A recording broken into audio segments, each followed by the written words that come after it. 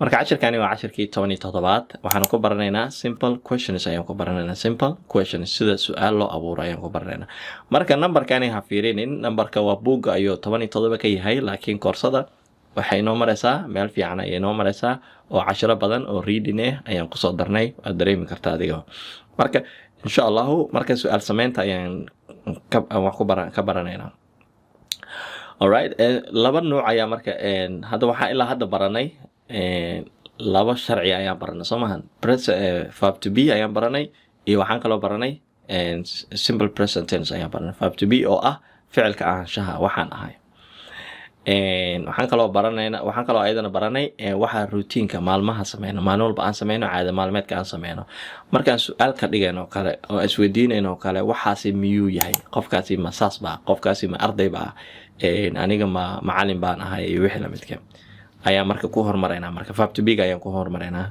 marka to make questions using the verb to be put the verb before the subject isweydaari weeyaan markaad su'aal ka dhigayso verb to be ga waa isweydaarinaysaa to be ga ayaa soo hormarinaysaa ama verb to be ga ayaa soo hormarinaysaa subject ga ayaa gudaha gelinaysaa marka hore waxay noo ahayd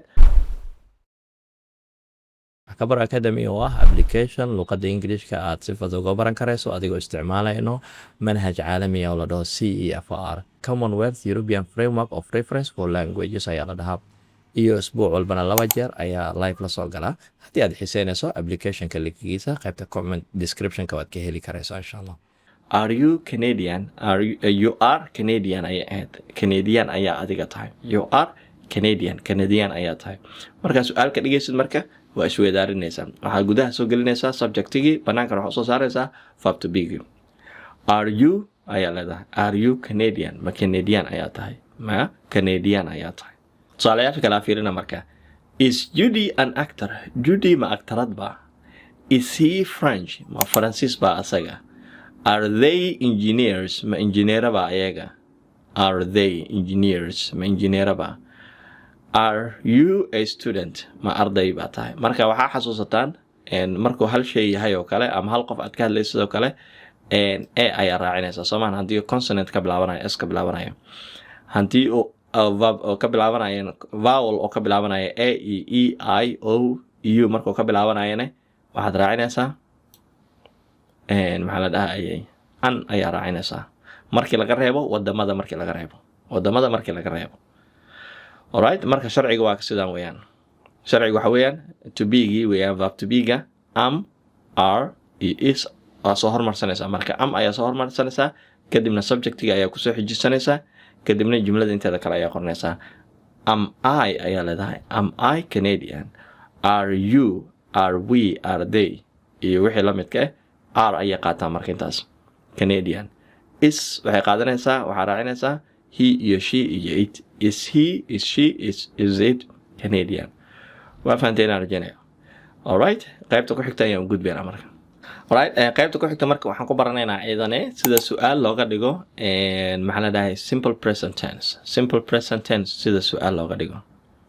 For questions without the verb to be, su'aalaha hadii verb to be uusan la soconin, verb to be hadii la soconin macnaheedu waxa la socdo main verb ayaa la socdo, verb caadi ayaa la socdo, Soomaan. Verb to be hadii la socon am iyo is iyo he hadaysan la soconin waxaa la socdo ficil caadi ah ayaa la socdo markaasoo kale maxaa sameynaysaa waxaad ku daraysaa do iyo does ayaa ku daraysaa do iyo does ayaad ka soo hormarinaysaa tusaalahaan oo kale I work in an office xafiis ayaan ka shaqeeyaa you work in an office xafiis ayaad ka shaqeysaa you work in an office xafiis ayaad ka shaqeysaa marka verb to be marka meesha kuma jiro waxa ku jiro main verb ka ayaa ku jiro main verb hadoo imaado verb to be oo baxaya you are work ma dhehaysid you are work dadka luqadda ku cusub tahay oo kale ama luqadda si fiican u aqoonin oo kale mararka qaarkood waxay dhahaan you are work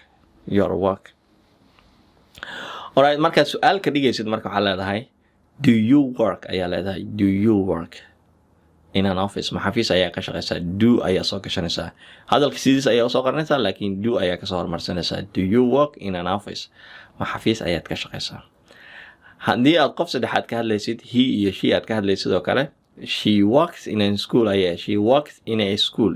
ka shaqeysaa waxaa soo gelinaysaa she markay imaado ama he imaado das ayaa soo gelinaysaa daas ayaa soo gelinaysaa laakiin markaad daas soo geliso meeshaani maxaa ku dhacayo st waa ay baxaysaa. Does she work in a school? Marba haddii daas imaato st waa ay baxaysaa. Does she work in a school? Ma school ayay ka shaqaysaa. Alright, qaybta ku xigta aan gudubna marka. Tusaalayaasha kale aan fiirina marka. Do they live in Paris? Do they live in Paris? Ma Paris ayay ku nool yihiin. Do you finish work at 4 p.m. today? Do you finish work at 4 p.m. today? Maanta ma sagaalka ayaan shaqada dhamaysay.